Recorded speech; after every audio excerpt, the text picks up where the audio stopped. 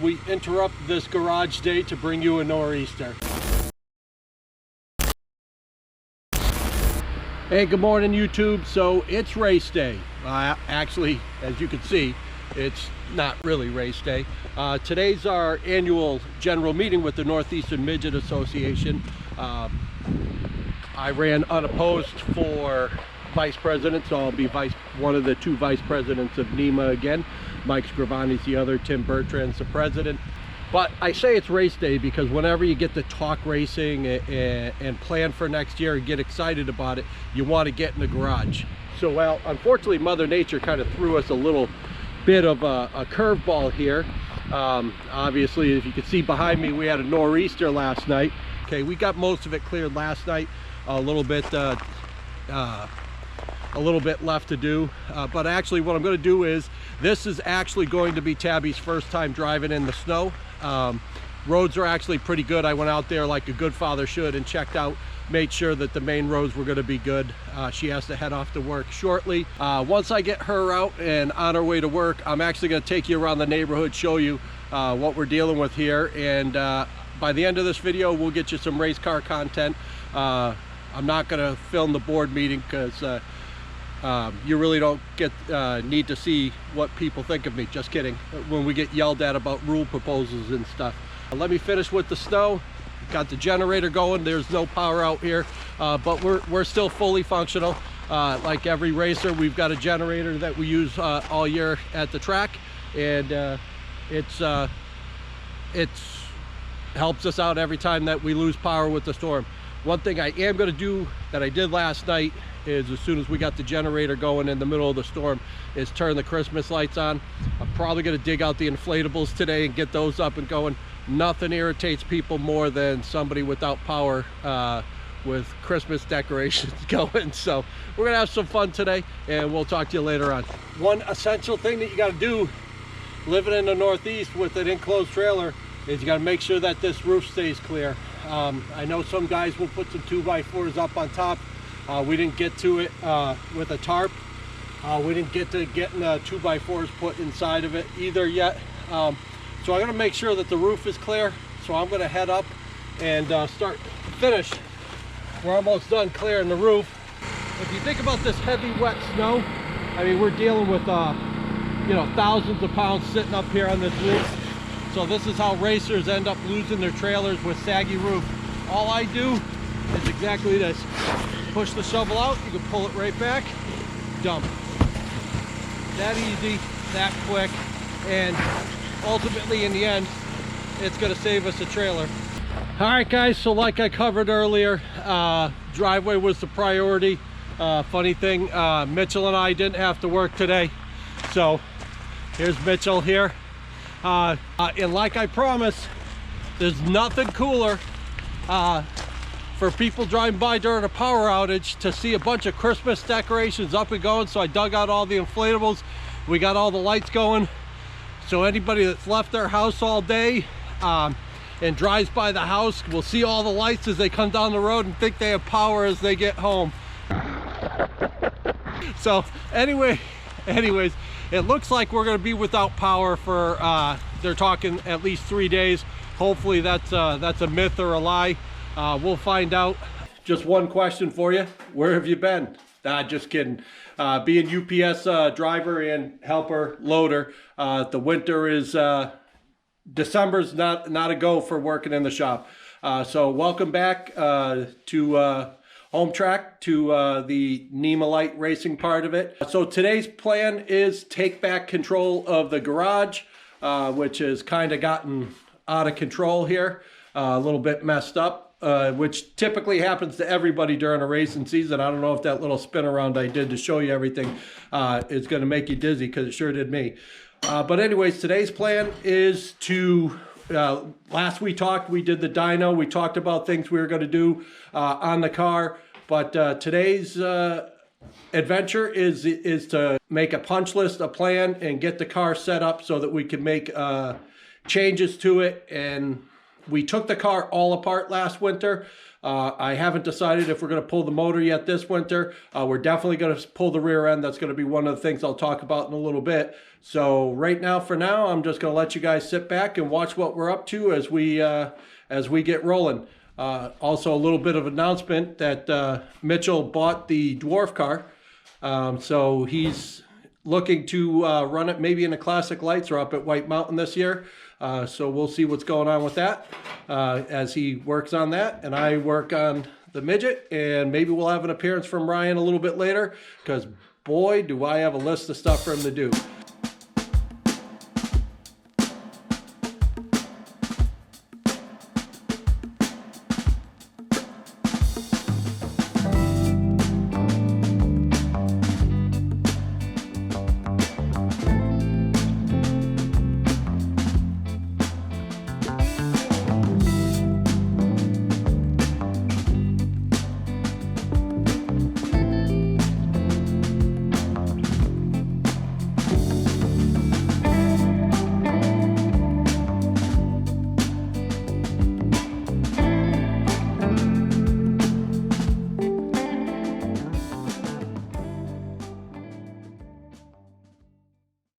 All right, guys, so we're in a position now to make sure I go through my list.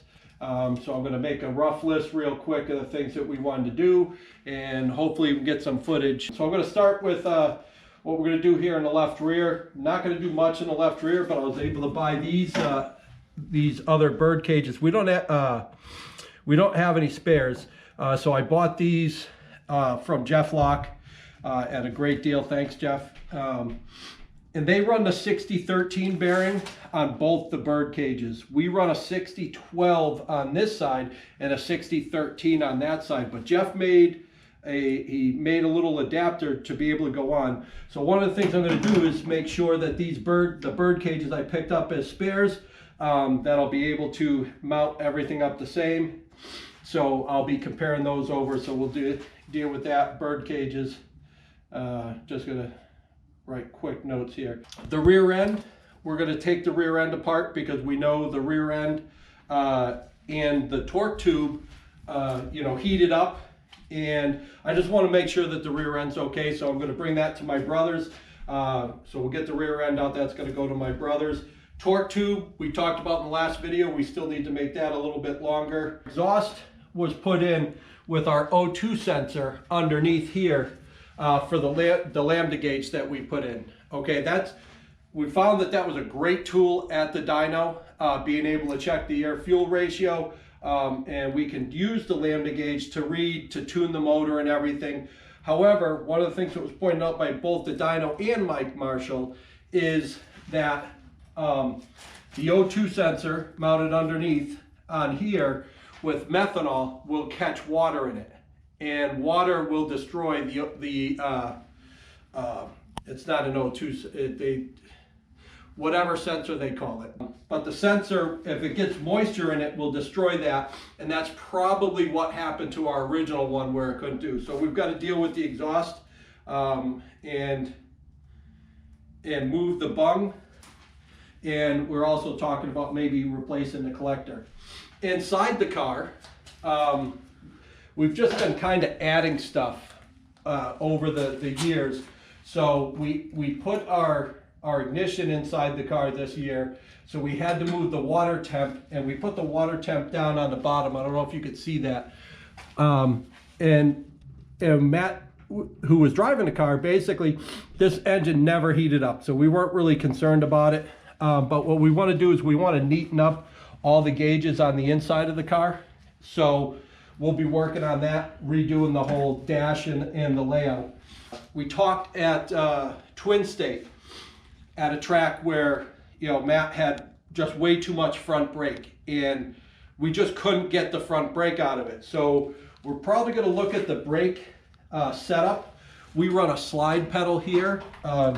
If you see the pedal, actually, if you look down, the master sits up on the pedal bracket and the pedal slides forward as opposed to being pushed down. So some guys run that, but when you run this, you can only run one master. Okay, so there is no adjustment front and rear other than the proportioning valve, which we run right here. Hello, throwing stuff around at you. Yeah, usually it's sticking up, it got pushed down.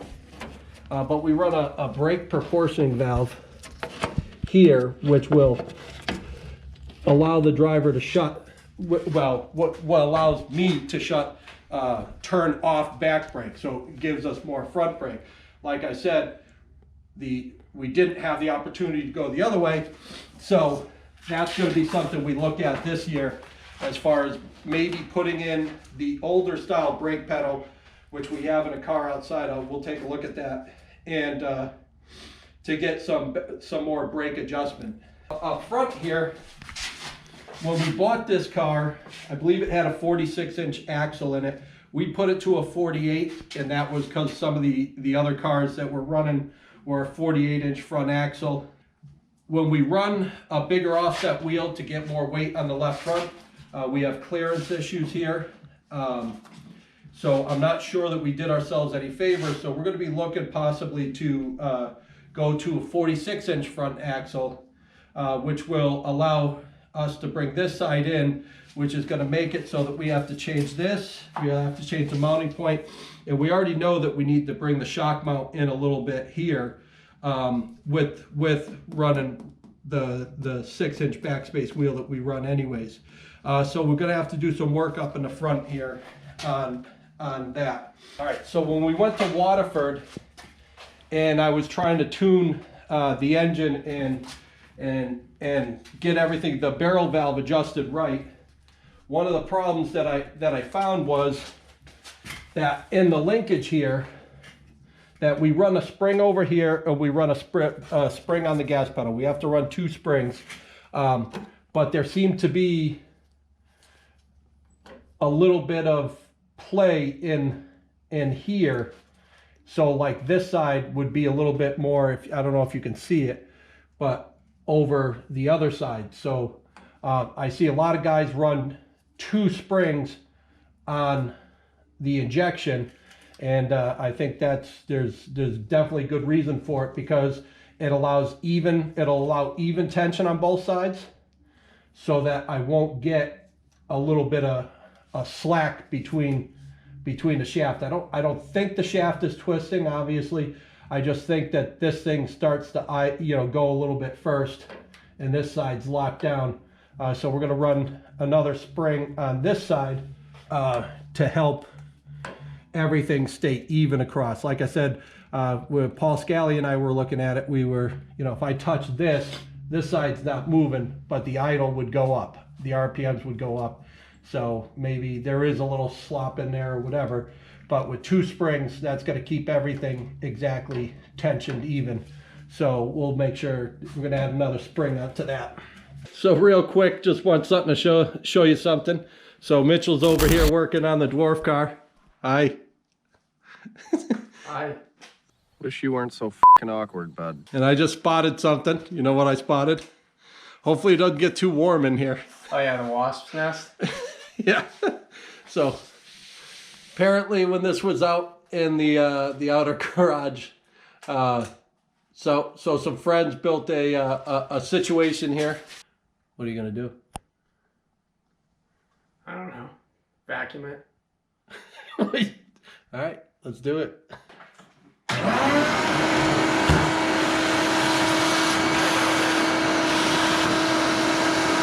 It's gone now. Oh, a little brake clean. Mitch, the tube, they're coming out of the tube. What a dick.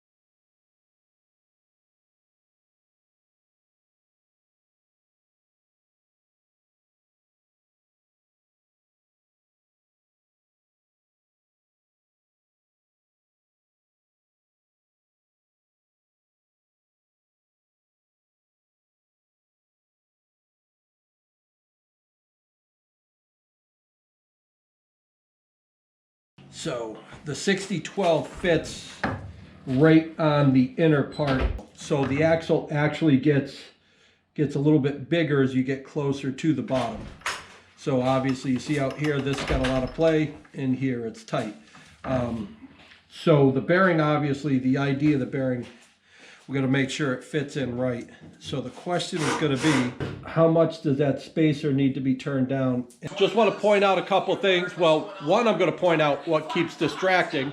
If you look behind me, we've got the street stock race from Dillon Motor Speedway. Local guys in it, Jimmy Renfro Jr., Albie Ovitt. But right now, old friend Gene LeBlanc's son, Cody, is on the pole in the mini stock race. So get kind of distracted because it looks like they're crossed over and getting ready to go green. So I'll probably be watching a lot of that. We'll probably go watch the first lap or two of that, and then I'll come back and tell you what I'm up to here. Well, Cody's out front. He's got a couple car lengths. That's good news. Back to the garage. Here we go. So I did the bird cage. I don't know if the footage for that was any good. We figured out what we'll be able to do there to run the same bearing left and right.